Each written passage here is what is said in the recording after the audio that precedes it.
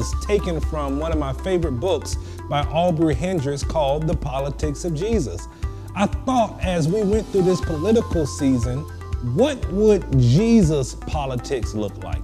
If Jesus was running for political office, what would Jesus' platform be? The scripture that we're using for this series is Luke, the 4th chapter and the 18th verse. The Spirit of the Lord is upon me, because he hath anointed me to preach the gospel to the poor. He hath sent me to heal the brokenhearted, to preach deliverance to the captives, and recovering of sight to the blind, to set at liberty them that are bruised. As we started this series, we talked about how this is Jesus' inaugural address. This is sort of Jesus' platform, or the reason why he came to earth. And Jesus says first that the Spirit of the Lord is upon me. That means Jesus helps us to understand that if we're going to do politics like Jesus, we have to be moved by a greater power, something more than ourselves, the Spirit of the Lord. Not only that, Jesus said that he has sent me to give good news to poor people. Jesus had a message and a ministry that were designed to address the poor. If we're going to have politics like Jesus, then we have to be concerned about those who are poor. But Jesus also goes on to say that the Lord has sent me to heal the brokenhearted. Listen, there's a whole segment of our population here in America that is brokenhearted. And they're brokenhearted for many different reasons. Some people are brokenhearted because of the outcome of this current election. Some people are brokenhearted because of the huge divide that exists in our country.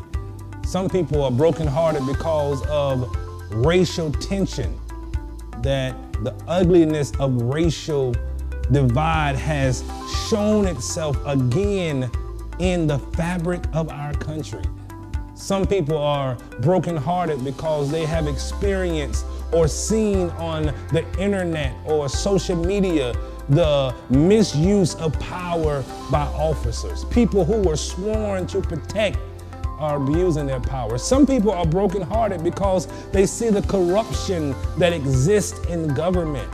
Some people are brokenhearted for more of personal reasons, because they can't get health care, because they can't get help with their illnesses because of pre-existing health issues. Some people because they have lost their jobs, they have lost their security because of COVID-19. Some people are brokenhearted because they've lost their loved ones. They have experienced the loss of friends and family because they have died because of the coronavirus.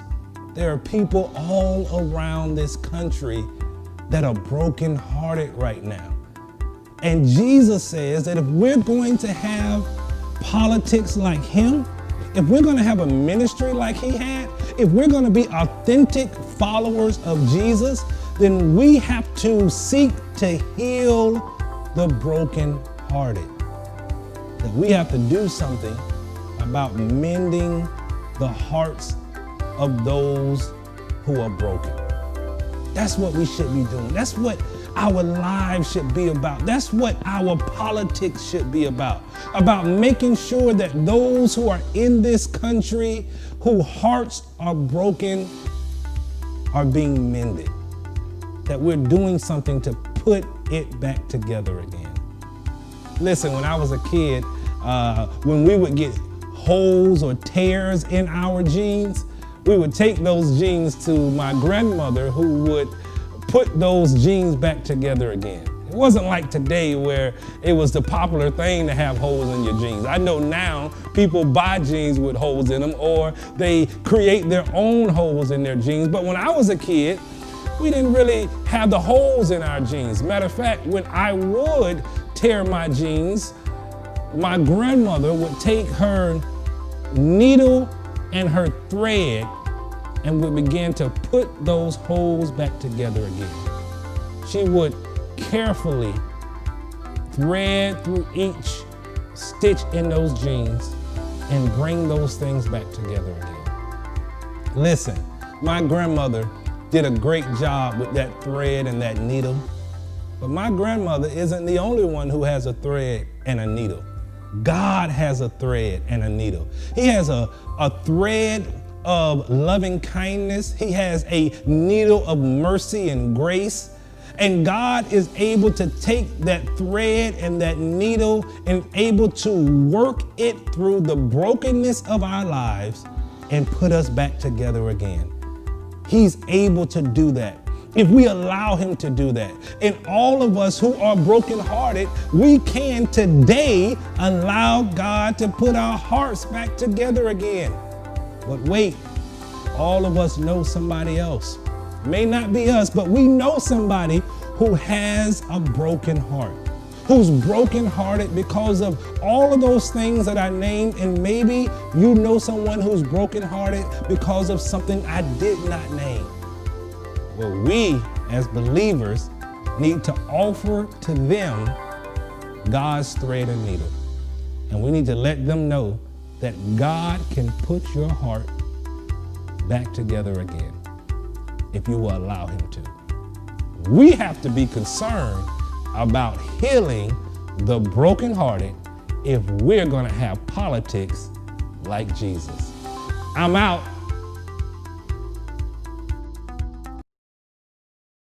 Hello, friends. It's Nick, the Bible Geek. I hope you caught Children's Church last week. We will be live every second and fourth Sunday at 9:15 a.m. I challenge you, yes, you, to invite 5 new friends. Bye for now.